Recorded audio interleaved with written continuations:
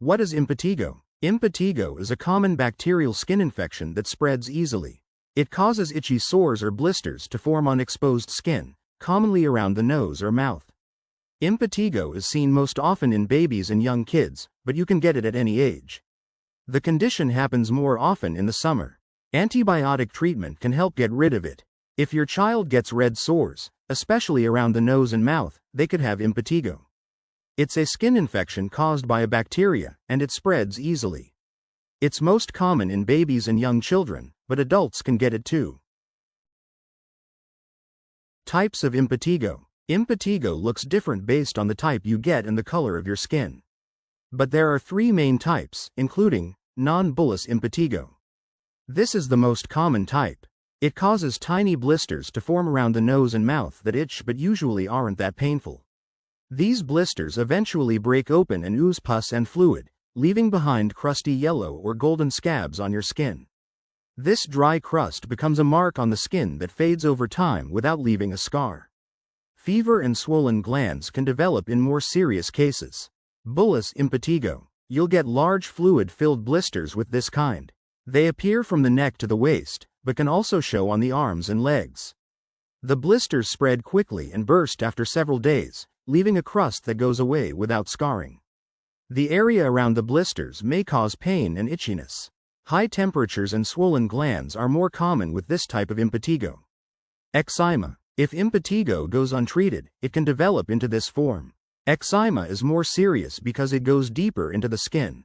It causes sores that are painful and filled with liquid or pus that lead to ulcers. Crust and redness develop around the sore. With this form, scars can develop because the sores are set in the skin. For all of the types of impetigo, you should avoid touching or scratching the affected areas. The infection can spread to other parts of your body or to other people. Impetigo symptoms. You're most likely to get an impetigo infection around your nose and mouth or somewhere else on your face, but impetigo sores can appear anywhere on your skin on the body. Children tend to get them on their face. Sometimes they show up in the middle of your body or on your arms or legs. Depending on your skin tone, impetigo may look different, but symptoms may include impetigo rash. The infected areas range from dime to quarter size. They start as tiny clusters of blisters that break open and reveal moist, red, raw skin that may look like other kinds of rashes at first. But after a few days, you'll get a grainy, golden crust that gradually spreads at the edges. Impetigo diaper rash happens when babies or young kids get an infection in moist spots under or around their diaper area. An impetigo rash may look red on lighter skin tones. The sores may be harder to notice right away on brown or darker skin, but they might be purple or grayish in color. Impetigo blisters. Before you develop a crusty yellow or golden scab, you may get itchy sores that hurt and burst and leak fluid or pus for a few days. The blisters caused by bullous impetigo tend to be larger and stay longer than the kind from non-bullous impetigo. Impetigo causes. The most common cause of impetigo is bacteria called Staphylococcus aureus. Another bacteria source is group of Streptococcus. You get impetigo when your immune system doesn't fight off an infection from certain bacteria. These bacteria lurk everywhere. The most common way for your child to get impetigo is when they have contact with someone who has the infection, such as from playing contact sports like wrestling. It's especially easy to pick it up if your kid has an open wound or a fresh scratch. Impetigo risk factors. In addition to being able to get impetigo from your skin's contact with bacteria, there are certain things that increase the chances you'll get an infection, including younger age. It shows up most often in kids ages 2 to 5.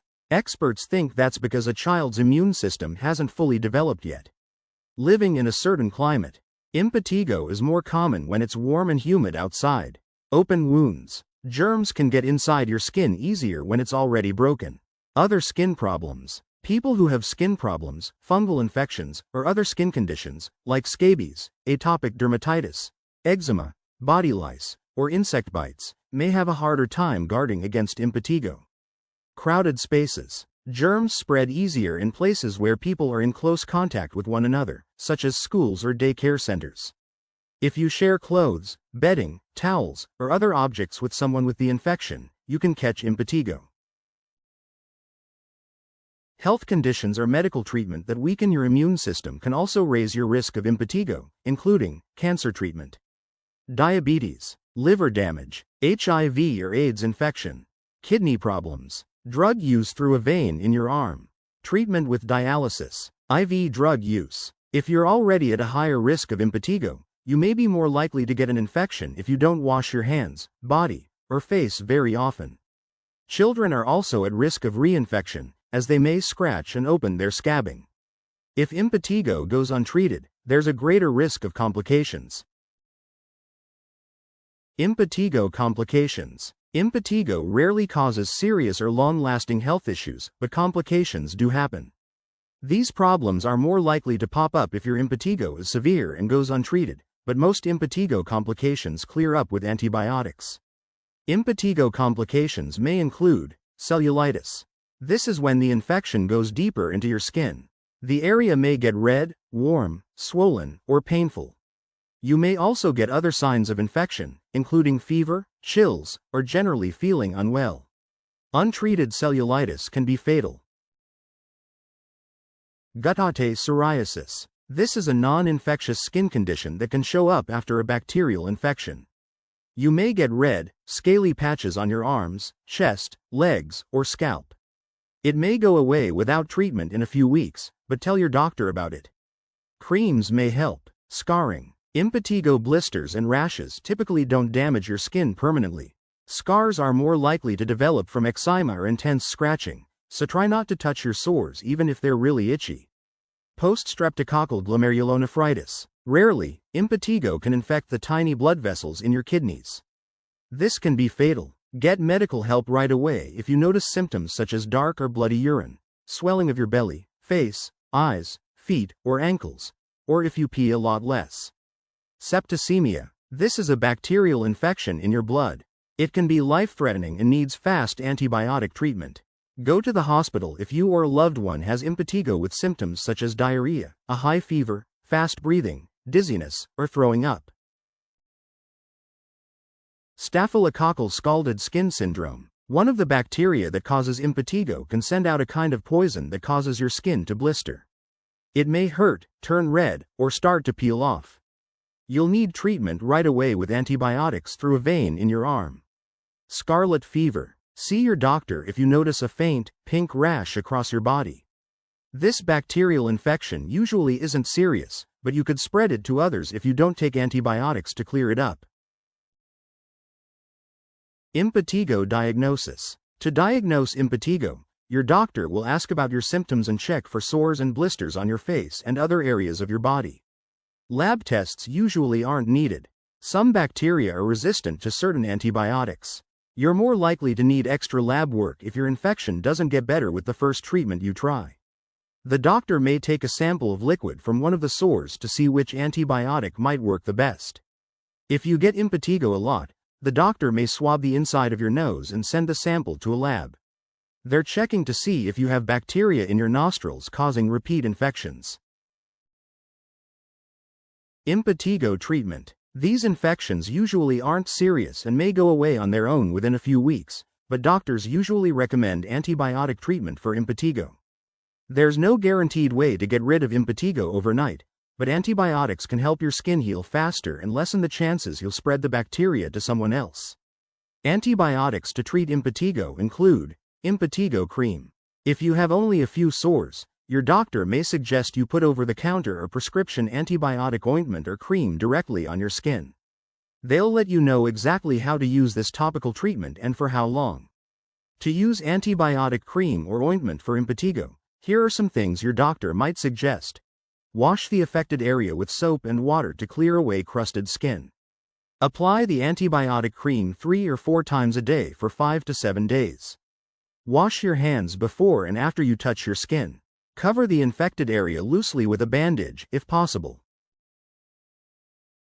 If your symptoms don't start to improve within a few days, tell your doctor. They may need to switch you to a different kind of antibiotic or another type of medicine. Impetigo antibiotics by mouth. You may need to take antibiotic pills or liquid for 7 to 10 days if your impetigo is serious or covers a big area. Your doctor may switch you to oral antibiotics if skin cream or ointments don't help. Use impetigo antibiotics for as many days as your doctor tells you to, even if your skin gets better before you run out of medicine.